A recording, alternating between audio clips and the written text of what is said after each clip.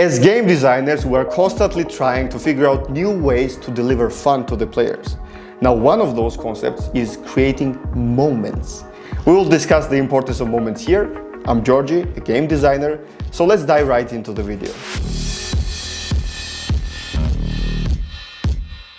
There are many ways you can generate a moment for the player.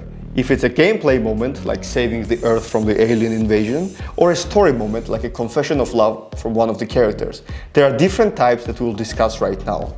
So let's start with the first type of moment. One of the most important things is giving the player agency, letting them feel their impact. Have them defend the town, have them make a decision, have them change one thing in the world that they're playing in.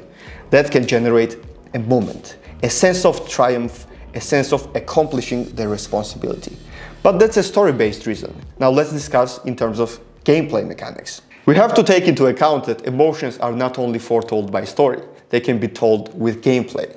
You can give players different rewards or give them punishments when they act wrong. Anything that separates their usual gameplay from the peaks to an extreme positive or an extreme negative can be a moment. For example, in a game called A Way Out, which is one of the greatest co-op games, there is a great moment that happens at the end.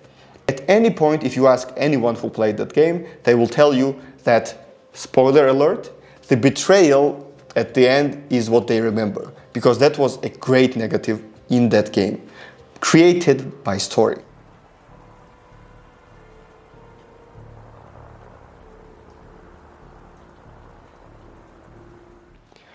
Now, if you look at other games that show this by gameplay, for example Sekiro, you can look at this example differently.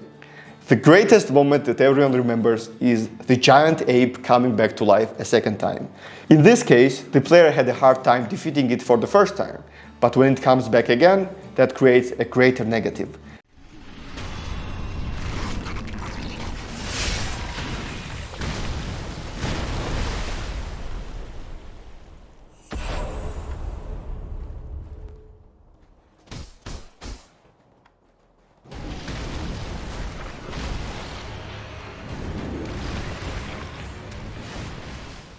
That's a way of creating a moment through gameplay. Another way you can look at it is by defining a gameplay loop and getting something that disrupts it, that alters its course, makes it different, makes it tougher, or makes it easier. And that is up to you to define. Now, if you're working on story games, you can work on different things, such as compelling narrative, or character development, or character loss, and all of that. But we're talking about games, so we will focus on that.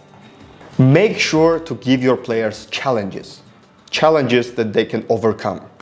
In this study, which I don't remember, it is stated that the challenge should be around 8% harder than the player's current ability.